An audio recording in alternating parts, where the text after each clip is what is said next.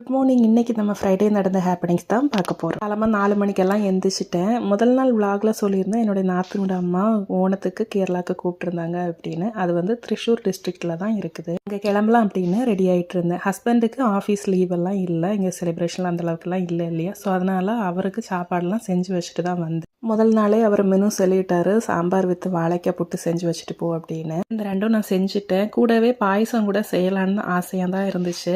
சரி, அவர் சொல்லிட்டாரு வேண்டாம் இதுவே போதும் அப்படின்னு. டைம் ஆகும் அதெல்லாம் செஞ்சுட்டு இருந்தேன். திருப்பூருக்கு ட்ரெயின் 7 மணிக்கெல்லாம் வந்துடுச்சு. எங்களுக்கு டெஸ்டினேஷன் வடக்கஞ்சேரி. அங்கே 10:30 மணிக்கிட்டலாம் போயிடுச்சு. தம்பி வந்து பிக்கப் பண்ணிவிட்டு வீட்டுக்கு போயிட்டு. எல்லா வருஷம் ட்ரிவாண்ட்ரம் சத்யா தானே சாப்பிட்டுட்ருக்கோம்.